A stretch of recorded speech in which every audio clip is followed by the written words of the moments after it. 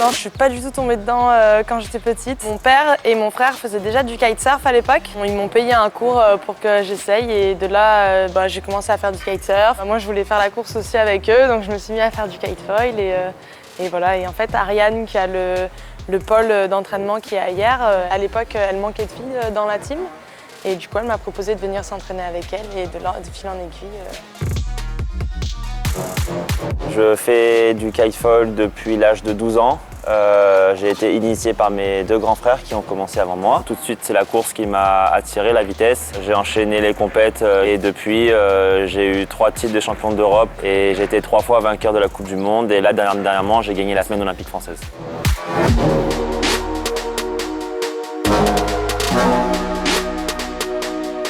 Quand on a appris qu'on était une discipline olympique, pour moi au début je ne savais pas trop ce que ça représentait.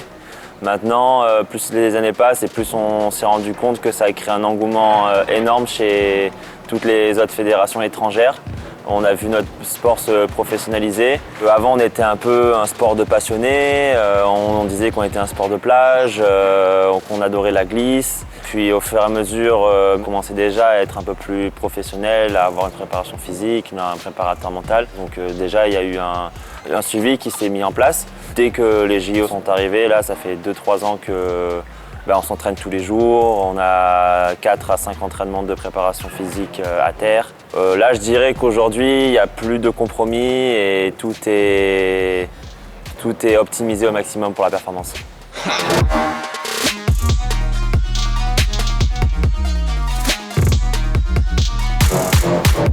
Le kitefoil, on est en train d'évoluer avec lui.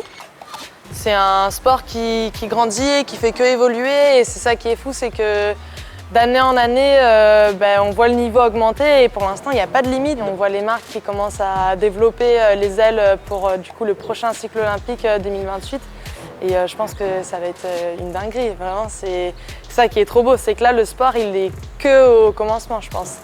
C'est un peu tout, le matériel il joue quand même énormément, il faut avoir une voile neuve si on veut pouvoir performer, mais aussi il n'y a pas photo, hein. C'est sur l'eau, on voit directement ceux qui ont du talent et qui ont la glisse dans le sang et ceux qui l'ont pas quoi.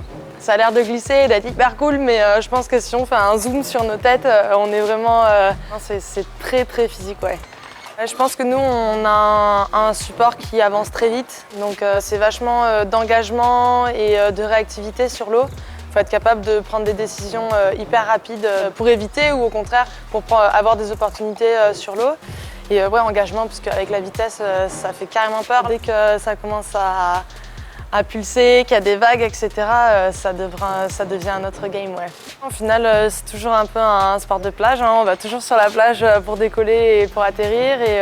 Et non, j'essaye de garder un peu ce fun, de se dire que c'est toujours mon sport passion et que je suis capable d'y aller, toujours aller naviguer avec mon père et mon frère comme au bon vieux temps pour me faire une session juste pour m'amuser et de ne pas penser à la compétition. C'est un sport plage olympique.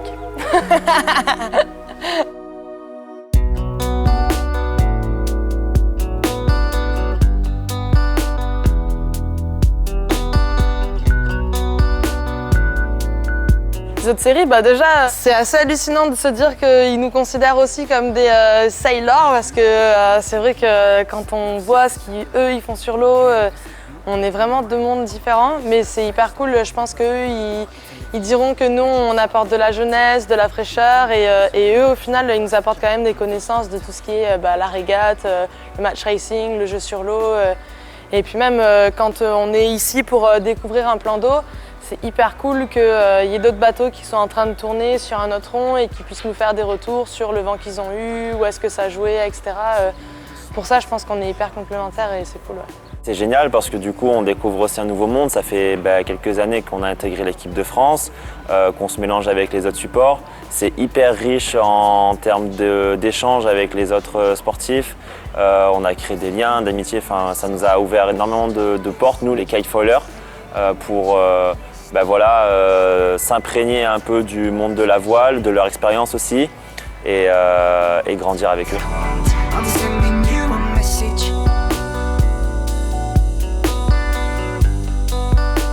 Quand je me suis mis au kite, j'ai jamais pensé au JO. Pour moi, c'était vraiment une passion plus qu'une autre.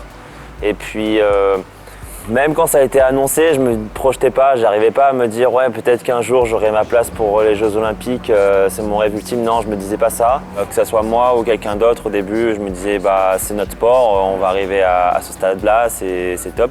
Mais j'ai jamais réussi à vraiment me projeter jusqu'au jour J, où est-ce que je vais avoir la médaille autour du cou ou quoi. Pour moi, c'est plus prendre les événements les uns après les autres, étape par étape, avancer et progresser au fur et à mesure, plutôt que se projeter vers l'avenir tout de suite. Déjà, on va dire les jeux, le but ça va être que je me qualifie. Et après, une fois que je serai qualifiée, le poulet au numéro 2, c'est gagner ou rien, je pense, hein, la médaille d'or.